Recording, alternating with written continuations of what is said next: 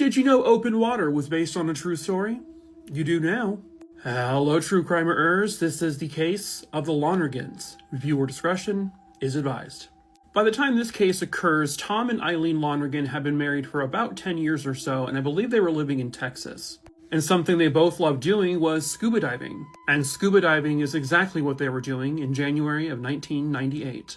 It was January 25th, 1998 in Australia. The couple had gone there to travel through Australia and also do some scuba diving. They booked an expedition here on the outer edge. They would go about 40 miles offshore of Queensland in Australia, and this is near the rim of the Great Barrier Reef. When the expedition was over with, everyone would get back onto the outer edge of the boat, except for Tom and Eileen. None of the boat's passengers and the staff aboard this boat noticed that Tom and Eileen weren't on the boat, and they just took off and went back to shore without them. As a matter of fact, it actually took 2 full days for anyone to do anything.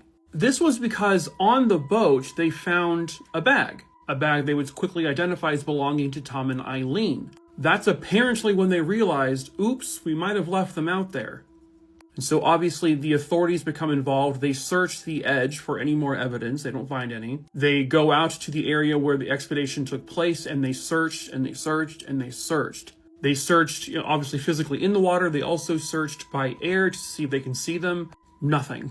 In February of 1998, a wetsuit basically washed up on shore, and it was found on the shores of North Queensland. There was barnacle growth on it. There were some tears in the suit, which looked like it had maybe been ripped by a coral reef, because, that stuff was pretty damn sharp. But they identified the wetsuit as belonging to Eileen Lonergan. In June of 1998, more of their gear washed up on shore. And then one more thing washed up on shore, which they found to be incredibly disturbing. So I guess, divers will use these slates in order to communicate to one another if they're underwater. And so this slate washed up on shore, and it read this: Monday, January 26, 1998, 08 a.m. To anyone who can help us, we have been abandoned on, and they think it said Agincourt Reef, by MV Outer Edge, 25th January 1998, 3 p.m.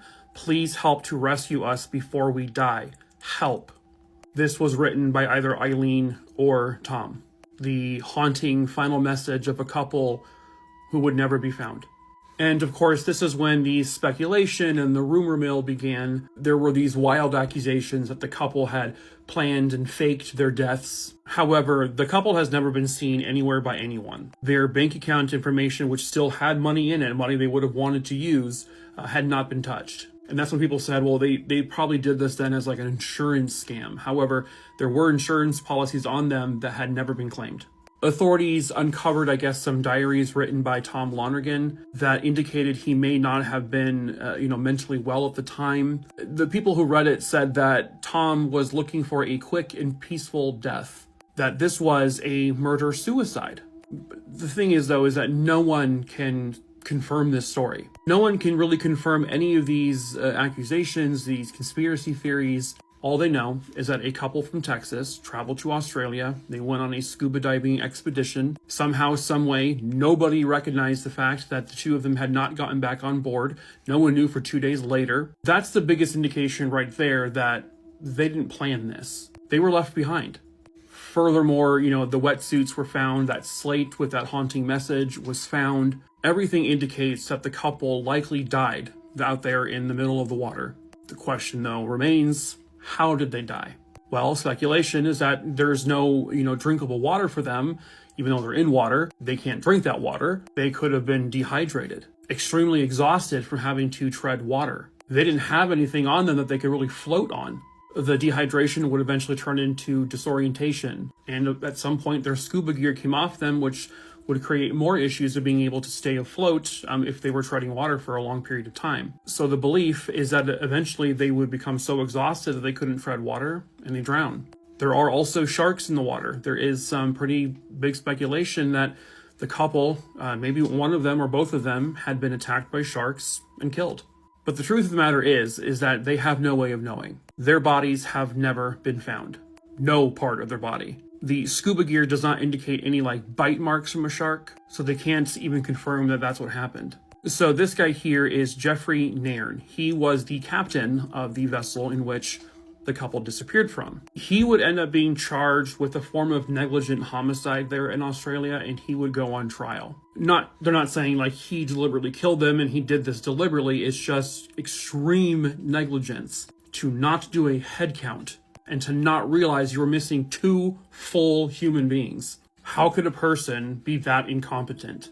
How did nobody else notice? But in the end, he was cleared of any wrongdoing. He owned the expedition company, and they were also fined. And now, of course, it is required to do head counts. About 5 years or so after the disappearance of Tom and Eileen Lonergan, the movie Open Water was released. And it's basically the exact story of what happened to Tom and Eileen, except in this case, they do really work off the idea that they were attacked by sharks. Considered by many to be one of the better shark movies, next to Jaws and The Reef.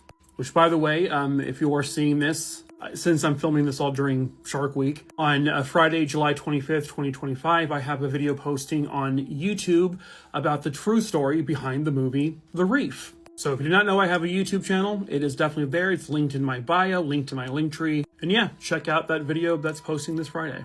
But sadly, whatever happened to Tom and Eileen Lonergan will likely remain a mystery forever.